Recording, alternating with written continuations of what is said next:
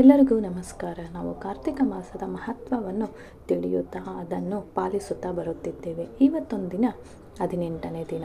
ಇಂದಿನ ಅಧ್ಯಾಯದಲ್ಲಿ ನಾವು ಅಂಗಿರಸರು ವಿಕ್ರಮನಿಗೆ ಜ್ಞಾನಬೋಧನೆ ಹಿತವಾದ ಮಾತುಗಳನ್ನು ಹೇಳುತ್ತಿದ್ದರು.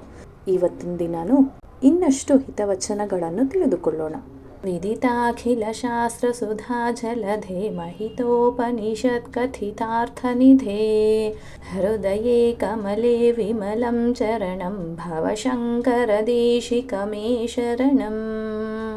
ಅಂಗಿರಸರು ಏನನ್ನೂ ಹೇಳಬೇಕೆಂದಿರುವಾಗ ವಿಕ್ರಮರು, ಎಲೆ ಋಷಿಪುಂಗವನೇ, ನನ್ನ ಭಾಗ್ಯವಶದಿಂದ ನಿಮ್ಮ ದರ್ಶನ ಲಾಭ ಉಂಟಾದುದಕ್ಕೆ ಧನ್ಯನಾದೆನು. ನನಗೆ ತಾವು ಜ್ಞಾನಬೋಧನೆಯನ್ನು ಮಾಡಿದ ಕಾರಣದಿಂದಲೇ ನಿಮಗೆ ನಾನು ಶಿಷ್ಯನು, ನೀವು ನನಗೆ ಗುರುಗಳು. ನನ್ನ ಪುಣ್ಯವಶದಿಂದ ನಿಮ್ಮಂಥವರ ಸಮಾಗಮ ಉಂಟಾಯಿತು. ಒಣಗಿದ ಮರದಂತಿದ್ದ ನನಗೆ ಮನುಷ್ಯ ಯೋಗ್ಯತೆಯುಂಟಾಯಿತು. ಅಲ್ಲದೆ ಪುಣ್ಯ ಫಲಪ್ರದವಾದ ಕಾರ್ತಿಕ ಮಾಸದ ವಾಕ್ಯಾಮೃತವು ನನ್ನ ಕಿವಿಗಳಿಗೆ ಸೋಕುವುದೇ ಮಹಾಪಾತಕಿಯಾದ ನನಗೆ ತಮ್ಮ ಸಮಾವೇಶ ಭಾಗ್ಯವು ಸಿದ್ಧಿಸುವುದೇ ಎಂದು ಅನೇಕ ವಿಧವಾಗಿ ತನ್ನ ಅದೃಷ್ಟವನ್ನು ಕುರಿತು ತನ್ನಲ್ಲಿ ತಾನೇ ಆನಂದಿಸುತ್ತಾ ಇದ್ದನು. ಮಾನವರು ಎಂಥ ಕರ್ಮಗಳನ್ನು ಆಚರಿಸಬೇಕು? ಅದಕ್ಕೆ ಸಿಗುವ ಫಲವೇನು? ಎಷ್ಟು ಕಾಲ ಈ ಕರ್ಮಗಳನ್ನು ಆಚರಿಸಬೇಕು? ಕರ್ಮವೆಂದರೆ ಎಂತಹದು ಮತ್ತು ಯಾವ ಉದ್ದೇಶದಿಂದ ಅವುಗಳನ್ನು ಆಚರಿಸಬೇಕು ಎಂದು ಕೇಳಿದನು. ಅಧಿಕ ಫಲಪ್ರದವಾದ ಈ ಸತ್ಕರ್ಮಗಳ ಮಹಾಮಹಿಮೆಗಳನ್ನು ವಿಷಾದವಾಗಿ ಉದಾಹರಿಸಿ ನನ್ನ ಪಾಪಗಳೆಲ್ಲವೂ ನಶಿಸುವಂತೆ ಮಾಡಿ ನನಗೆ ಮುಕ್ತಿಯು ಲಭಿಸುವಂತಹ ಪುಣ್ಯಪ್ರದವಾದ ವಿಷಯಗಳನ್ನು ತಿಳಿಸಬೇಕು ಎಂದು ಬೇಡುತ್ತೇನೆ ಎಂದು ವಿಕ್ರಮನು ಪ್ರಾರ್ಥಿಸಿದನು. ಅಂಗಿರಸರು, ಎಲೈ ವಿಕ್ರಮನೇ, ನಿನ್ನ ಪ್ರಶ್ನೆಗಳೆಲ್ಲ ಅತ್ಯಂತ ಯುಕ್ತವಾದದ್ದು. ಇದಕ್ಕೆ ನಾನು ಪ್ರತಿಯಾಗಿ ಹೇಳುವುದೆಲ್ಲವೂ ಸಮಸ್ತ ಮಾನವರಿಗೂ ಉಪಕಾರ ಉಂಟು ಮಾಡುವುದು, ಮೋಕ್ಷ ಅರ್ಹತೆಯನ್ನು ಸಿದ್ಧಿಸುವಂತಹದ್ದು ಆಗಿರುವುದು. ರಕ್ತ ಮಾಂಸ ಮೊದಲಾದ ಧಾತುಗಳಿಂದ ಕೂಡಿದ್ದ ಈ ಮಾನವ ದೇಹವು ಅಸ್ಥಿರವಾದದ್ದು. ಇದನ್ನು ನಂಬಿ ಸ್ಥಿರವಾದದ್ದೆಂದು ತಿಳಿದು ಆತ್ಮಜ್ಞಾನವಿಲ್ಲದವನಾಗುತ್ತಾನೆ.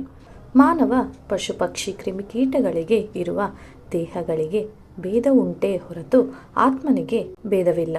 ಲೋಕದಲ್ಲಿ ಅಂತಹ ಆತ್ಮಜ್ಞಾನೋದಯ ಉಂಟಾಗುವುದಕ್ಕಾಗಿಯೇ ಸತ್ಕರ್ಮಗಳನ್ನು ಆಚರಿಸಬೇಕೆಂದು ಶಾಸ್ತ್ರಗಳು ಘೋಷಿಸುತ್ತಿವೆ. ಯಾವ ಮನುಷ್ಯನೇ ಆಗಲಿ ಸತ್ಕರ್ಮಗಳನ್ನು ಆಚರಿಸಿ ಇವು ಫಲಪ್ರದವೇ ಎಂದು ಸಂದೇಹ ಪಡದೆ ಭಕ್ತಿ ಶ್ರದ್ಧೆಯಿಂದ ಸತ್ಕರ್ಮಗಳನ್ನು ನಡೆಸಿ ಫಲಾಪೇಕ್ಷೆ ಇಲ್ಲದೆ ನಾವು ಫಲವನ್ನು ಭಗವಂತನಿಗೆ ಅರ್ಪಿಸುವನೋ ಅಂಥವನಿಗೆ ಜ್ಞಾನವು ಲಭಿಸುವುದು. ಭೂಸುರೋತ್ತಮನು ಪ್ರಾತಃ ಕಾಲದಲ್ಲೇ ಎದ್ದು ಸೂರ್ಯೋದಯ ಮುಂಚಿತವಾಗಿಯೇ ಸ್ನಾನ ಮಾಡಿ ಎಂತಹ ಸತ್ಕರ್ಮಗಳನ್ನಾಚರಿಸಿದರೂ ಅಧಿಕ ಫಲ ಉಂಟು. ಆದುದರಿಂದ ಪ್ರತಿದಿನವೂ ಅರುಣೋದಯಕ್ಕೆ ಮುಂಚೆಯೇ ಸ್ನಾನವಾಚರಿಸಿ ಕಾರ್ತಿಕ ಮಾಸದಲ್ಲಾಗಲಿ, ಮಾಘ ಮಾಸದಲ್ಲಾಗಲಿ, ವೈಶಾಖ ಮಾಸದಲ್ಲಾಗಲಿ ಅಥವಾ ಈ 3 ಮಾಸಗಳಲ್ಲಿ ತಪ್ಪದೆ ಸೂರ್ಯೋದಯಕ್ಕೆ ಮುಂಚೆಯೇ ಸ್ನಾನವನ್ನು ಮಾಡಬೇಕು. ಹಾಗೆ ಆಚರಿಸಿದವನು ವೈಕುಂಠ ಪ್ರಾಪ್ತಿ ಉಂಟಾಗುವುದು. ಕರ್ಮಿಷ್ಠನಾದ ಬ್ರಾಹ್ಮಣನು ಅರುಣೋದಯ ಕಾಲದಲ್ಲೇ ಸ್ನಾನ ಮಾಡಿ ಸಂಧ್ಯಾವಂದನೆ, ಜಪ, ಹೋಮಗಳನ್ನು, ಸೂರ್ಯ ನಮಸ್ಕಾರವನ್ನು, ಲಿಂಗಾರ್ಚನೆ ಮೊದಲಾದ 4 ಕರ್ಮಗಳನ್ನು ಆಚರಿಸಿಕೊಳ್ಳಬೇಕು. ಈ ವಿಧವಾಗಿ ಕರ್ಮಾಚರಣೆಯನ್ನು ಆಚರಿಸಿದ್ದ ಮಾನವನು ಕರ್ಮಭ್ರಷ್ಟನಾಗುವನು ಎಂದು ಹೇಳಬಹುದು. ಕಾರ್ತಿಕ ಮಾಸದಲ್ಲಿ ಪ್ರಾತಃ ಕಾಲದಲ್ಲಿ ಸ್ನಾನ ಮಾಡಿದವನಿಗೆ ಧರ್ಮ, ಅರ್ಥ, ಕಾಮ, ಮೋಕ್ಷವೆಂಬ ಈ ಚತುರ್ವಿಧ ಪುರುಷಾರ್ಥಗಳು ಲಭಿಸುವುದು. ಈ ಎಲ್ಲ ಮಾಸಗಳಲ್ಲಿ ಕಾರ್ತಿಕ ಮಾಸವು ಅತಿ ಶ್ರೇಷ್ಠವೆಂದು, ಸಕಲ ವಿದ್ಯೆಗಳಲ್ಲಿ ವೇದವು, ಮಹಾನದಿಗಳಲ್ಲಿ ಗಂಗಾ ನದಿಯಲ್ಲಿ ಸ್ನಾನ ಮಾಡುವುದು ಶ್ರೇಷ್ಠವೆಂದು ಹೇಳಲಾಗಿದೆ. ಕುಲಗಳಲ್ಲಿ ಬ್ರಾಹ್ಮಣ ಕುಲಕ್ಕೆ ಸಮಾನವಾದದ್ದು, ಸುಖಗಳಲ್ಲಿ ಭಾರ್ಯ ಸುಖಕ್ಕೆ ಸಮಾನವಾದದ್ದು, ಸಹಾಯಗಳಲ್ಲಿ ಸ್ನೇಹಿತನ ಸಮಾನವಾದದ್ದು, ದೇವತೆಗಳಲ್ಲಿ ಶ್ರೀ ಮಹಾವಿಷ್ಣುವಿಗೆ ಸಮಾನವಾದದ್ದು ದೇವರು ಇಲ್ಲವು. ಕಾರ್ತಿಕ ಮಾಸದಲ್ಲಿ ವಿದ್ಯುಕ್ತವಾಗಿ ಸ್ನಾನವನ್ನಾಚರಿಸಿದ ಮನುಷ್ಯನಿಗೆ ಕೋಟಿ ಯೋಗಗಳನ್ನು ಆಚರಿಸಿದ್ದ ಫಲ ಉಂಟಾಗುವುದೆಂದು ವೈಕುಂಠವಾಸಿಯಾಗುವನೆಂದರು. ಈ ಮಾತನ್ನು ಕೇಳಿದ ವಿಕ್ರಮನು ಮತ್ತೆ ಅಂಗಿರಸರೊಂದಿಗೆ ಹೀಗೆ ಹೇಳಿದನು. ಎಲೆ ಶಿವಪುಂಗವ, ನೀವು ಹೇಳುತ್ತಿರುವ ವಿಷಯಗಳನ್ನು ಕೇಳಿದ ಮೇಲೆ ಹೊಸ ವಿಷಯವನ್ನು ಕೇಳಬೇಕೆಂದು ನನ್ನ ಮನಸ್ಸಿನಲ್ಲಿ ಆಸೆ ಉಂಟಾಯಿತು. ಆದುದರಿಂದ ಚತುರ್ಮಾಸ್ಯ ಚತುರ್ಮಾಸ್ಯ ವ್ರತವೆಂಬುದು ಎಂಥದ್ದು, ಯಾವ ಉದ್ದೇಶದಿಂದ ಅದನ್ನು ಆಚರಿಸುವುದು ಎಂಬುದನ್ನು ವಿಶದವಾಗಿ ತಿಳಿಸಿ ಎಂದು ಕೇಳಿದರು. ಇದುವರೆಗೆ ಯಾರಾದರೂ ಈ ವ್ರತವನ್ನು ಆಚರಿಸಿರುವರೇ? ಅದನ್ನು ಆಚರಿಸುವ ವಿಧಾನವನ್ನು, ಅದನ್ನು ಆಚರಿಸಿದರೆ ಉಂಟಾಗುವ ಫಲಗಳನ್ನು ವಿವರಿಸಿ ಹೇಳಬೇಕೆಂದು ವಿಕ್ರಮನು ಪ್ರಾರ್ಥಿಸಿದನು. ಎಲೆ ಭೂಸುರೋತ್ತಮನೇ, ನೀನು ಕೇಳಿದ ಪ್ರಶ್ನೆಗಳು ಸಮಸ್ತ ಮಾನವರಿಗೆ ಉಪಯೋಗ ಉಂಟಾಗುವುದು. ಎಲ್ಲರೂ ತಿಳಿದುಕೊಳ್ಳುವ ಅಂಶವಿದು.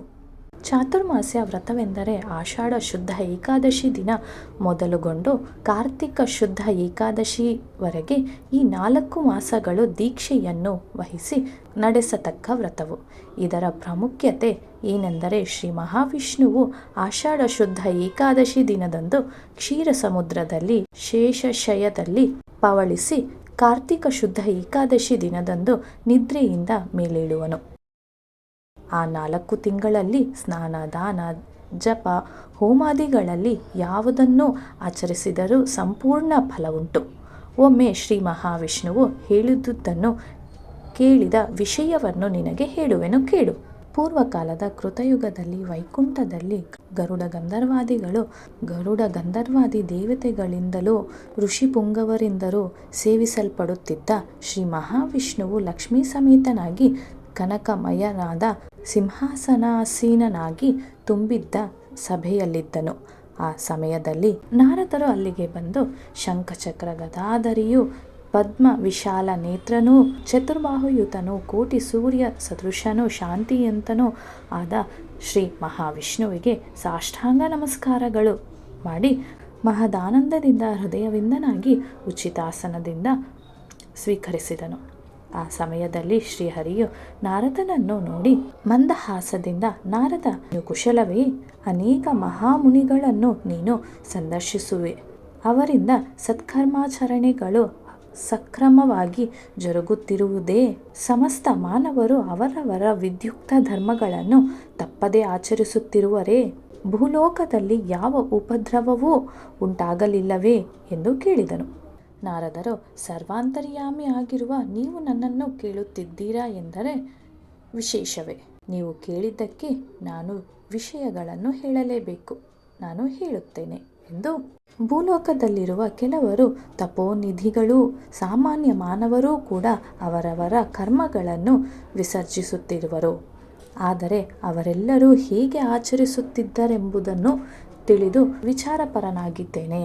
ಕೆಲವರು ನಿಷಿದ್ಧ ಪದಾರ್ಥ ಭಕ್ಷಣೆ ಮಾಡುತ್ತಲೂ, ಕೆಲವರು ವ್ರತಾರಂಭ ಮಾಡಿ ಪೂರ್ತಿ ಮಾಡದೆ ಬಿಟ್ಟು ಬಿಡುತ್ತಲೂ, ಇನ್ನು ಮಾನವರಲ್ಲಿ ಕೆಲವರು ದುರಾಚಾರ ಪ್ರವರ್ತರು, ಕೆಲವರು ಅಹಂಕಾರ ಉಳ್ಳವರು, ಕೆಲವರು ಇತರರನ್ನು ನಿಂದಿಸುವವರು, ಹೀಗೆಲ್ಲ ಇರುವರು. ಅಂಥವರನ್ನೆಲ್ಲ ಪುಣ್ಯಾತ್ಮರನ್ನಾಗಿ ಮಾಡಬೇಕು ಪ್ರಭೋ ಎಂದು ವಿನಮ್ರಿಸಿಕೊಂಡರು.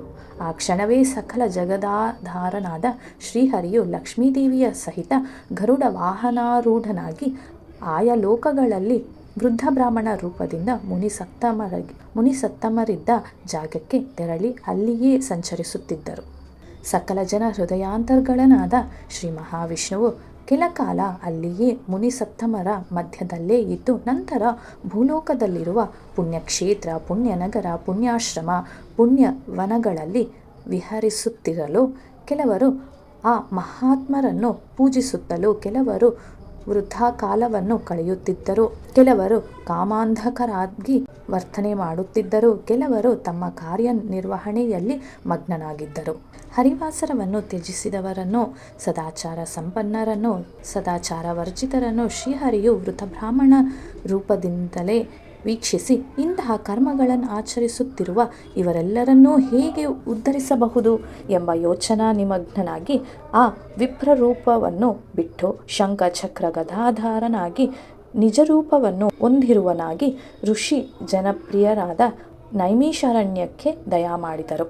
ಮುನಿಪೋತ್ತಮರೆಲ್ಲರೂ ಪೀತಾಂಬರಧಾರಿಯು, ಕೋಟಿ ಸೂರ್ಯ ಪ್ರಕಾಶ ಮಾನ ತೇಜೋರೂಪನು, ಕಿರೀಟ ಕುಂಡಲಾದಿಗಳಿಂದ ಅಲಂಕೃತನಾಗಿರುವನು, ಪುರಾಣ ಪುರುಷನು, ಸಚ್ಚಿದಾನಂದ ಸ್ವರೂಪನೂ ಆದ ಶ್ರೀ ಮಹಾವಿಷ್ಣುವನ್ನು ದರ್ಶನ ಮಾಡಿ ಪುತ್ರ ಮಿತ್ರ ಶಿಷ್ಯರುಗಳಿಂದ ಕೂಡಿ ಶಕ್ತಿಯುತರಾಗಿ ಸಾಷ್ಟಾಂಗ ದಂಡ ಪ್ರಣಾಮಗಳನ್ನು ಮಾಡಿದರು.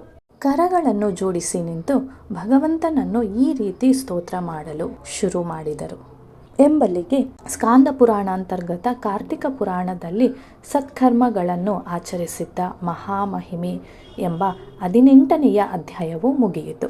ಮುಂದಿನ ಅಧ್ಯಾಯದಲ್ಲಿ ಚತುರ್ಮಾಸ್ಯ ವ್ರತದ ಫಲವನ್ನು ನೋಡೋಣ. ಶ್ರೀ ಗುರುಭ್ಯೋ ನಮಃ.